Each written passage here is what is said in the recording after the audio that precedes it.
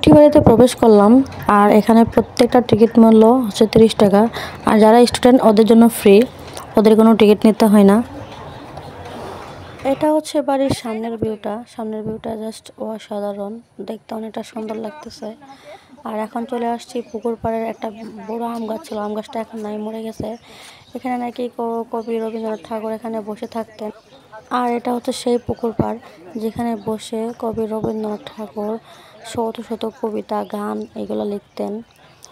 এদিকে যে গরমে তো আমার অনেক পানি খাইতে ইচ্ছা লাগছিল। দেখলাম পাশে একটা কল, তো এখানে চলে আসলাম পানি খাওয়ার জন্য। আর পানিটা অনেক পরিমাণ ঠান্ডা ছিল, প্রচুর ঠান্ডা ছিল। আসলে সাধারণত কুঠিবাড়িতে যেখানে পুকুরটা আছে, পুকুর পাড়ের সাথেই অনেকগুলা কাঁঠাল গাছ, জাম গাছ, আম গাছ। তো এখানে একটা জাম গাছ ছিল, অনেকগুলো জাম পড়ে আছে। তো শ্যামলী আর শ্যামলীর বোনেরা সবাই জাম কুড়াচ্ছে। আসলে আমি একটা জাম খাইছি, জামগুলো অনেক মিষ্টি ছিল। আর এখানকার যে লোকাল মানুষগুলো আছে, ওই লোকাল মানুষগুলো ভিতরে প্রবেশ করে এখান থেকে জাম, আম, কাঁঠাল সবগুলা পেরে তারপর বাইরে যায় বিক্রি করে। ওদেরকে আসলে মানে কিছু বলে না, বলতে পারবো না ওরা কেমনে নেয়, টাকা দিয়ে কিনে নেয় না এমনি নেয়। তবে আমি অনেকগুলো দেখছি এইভাবে পায়রা নিয়ে যাইতে। তো শ্যামলী এখানে অনেকগুলো জাম করে নিয়ে আসছে। তো এখন হাঁটতে হাঁটতে চলে আসলাম ভিতরে দেখলাম এখানে রবীন্দ্রনাথ ঠাকুর যখন ছিলেন তখনকার ব্যবহৃত কুয়া। এটা এখন বন্ধ করে রাখছে, ভিতরে অনেক ময়লা পানি। আর হচ্ছে এখানে পাশেই রান্নাঘর আছে, যেখানে তখনকার সময় রান্না করা হইতো। ওই যে ওইটা হচ্ছে রান্নাঘর, তখনকার সময় এখানে রান্না করা হইতো।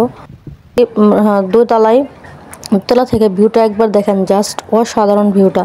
চারদিকের পরিবেশটা এত সুন্দর লাগতেছে, রোদ গরম তারপরেও কিন্তু ঘুরে আমার কাছে অনেক ভালোই লাগতেছে যে এই জিনিসগুলো দেখতেছি। আর তখনকার সময় ব্যবহৃত এটা হচ্ছে স্পিড বোট, যখন রবীন্দ্রনাথ ঠাকুর বেঁচে ছিলেন তখনকার সময় ব্যবহার করা এই জিনিসগুলা। আর এটা হচ্ছে নাম জানি কি, পন্টন নাকি। আর এখানে আমি গাছের থেকে একটা আম নিয়ে এনেছি, একদম পাকা একটা আম গাছের নিচে পড়েছিল। এখানে বসে বসে আমি খাচ্ছিলাম আমটা, তো আমার কাছে অনেক ভালো লাগছে। একদম আমের জুস যেখানে দোকানে যে জুসগুলো বিক্রি করে সেম ওই রকম লাগতেছিল আমার কাছে। তখনকার সময় আরও কিছু জিনিস যেখানে আছে, এখানে একটা আলনা, আর ওইদিকে একটা খাট, এখানে রবীন্দ্রনাথ ঠাকুর ঘুমাইতেন। আর এই খাটের মধ্যে বসে থাকা একটা ছবি তখনকার সময়ের। আর এখানে দেয়ালে অনেক আগেরকার ছবি।